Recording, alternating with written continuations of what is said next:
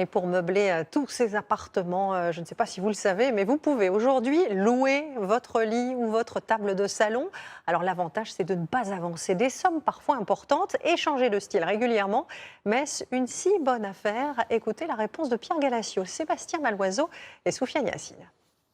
Dans ce magasin de literie, les prix affichés en gros sont tous des prix mensuels, comme pour n'importe quel abonnement. Avant, on prenait l'étiquette du produit, le matelas ici à 1 155 €. Aujourd'hui, cette literie, c'est 22,19 € par mois. Le contrat de location avec option d'achat dure 6 ans. À la fin, soit vous rendez le lit pour en changer, soit vous en devenez propriétaire. Il faut alors payer 5% en plus. Pour un lit à 1 000 €, ça fait 50 € et ça marche. On a aujourd'hui entre 60 et 70% de la clientèle qui prennent leur literie en contrat qualité-service, en location avec option d'achat.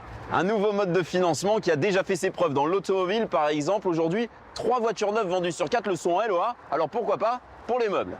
Depuis 2 mois, cette enseigne française haut de gamme propose, elle aussi, Pivotant pour les fauteuils. Ouais. de louer au lieu d'acheter. Jusqu'à présent, j'achetais les meubles et là, il y a une opportunité en discutant de les louer. D'accord? Donc ça va permettre d'avoir plus de meubles. On va faire un contrat de 5 ans et je vais pouvoir les changer, donc avoir toujours une déco moderne, sympa. Mais attention, au bout de 5 ans, si l'usure des meubles n'est pas considérée comme normale, il faudra payer la réparation.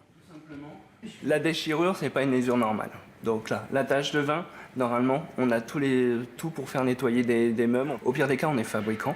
Donc si nous, on devait être amené à changer nos housses, ce n'est pas un souci. Ce client refait tout son salon. Il s'engage pour plus de 250 € par mois. S'il payait en une seule fois ou grâce à un crédit classique, cela lui reviendrait un peu moins cher, mais il serait propriétaire de ses meubles comme avant. Cette année, la LOA pourrait se démocratiser. Même le géant suédois du meuble envisage de la proposer dans ses magasins. Un pari sur les nouvelles habitudes des consommateurs.